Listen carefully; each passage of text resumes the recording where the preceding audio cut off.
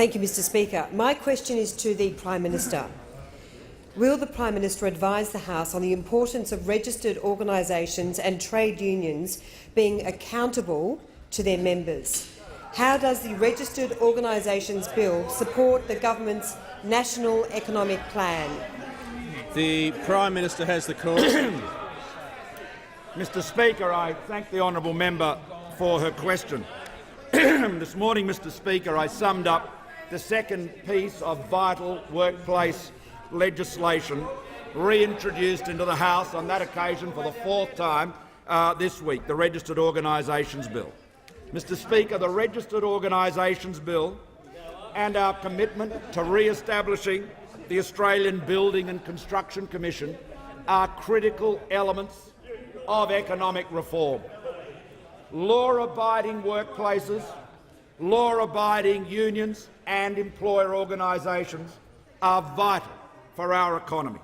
We cannot stand idly by while militant unions continue their thuggery and their bully boy tactics, continue standing over rank-and-file members, threatening rank-and-file members of their union, of other unions, contractors.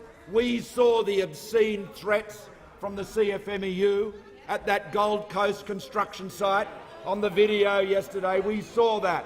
Those chilling words, Mr Speaker, I know your phone number, I know where you live. That's the thuggery that has to come to an end. These are not only disrespecting the law, not only making a mockery of justice, it's driving up the cost of construction of every school, every road, every bridge, every apartment building, and all this at a time when public finances are under pressure.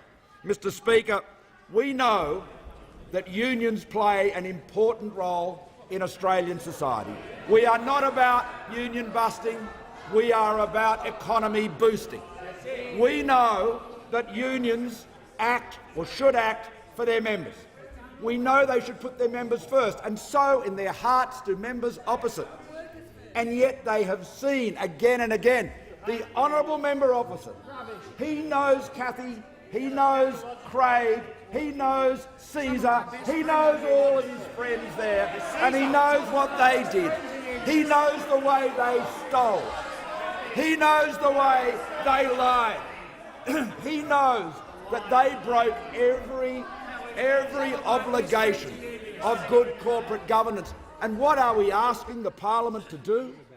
No more than require union officials and their counterparts in employer organisations to obey the law, to have the same standards of accountability that we demand of company directors, to ensure that there is that transparency, that accountability, and if they break the law, just as is the case with company directors, they will be brought to account. Mr Speaker, the corruption, the fraud, the bullying has to stop. These laws will do it.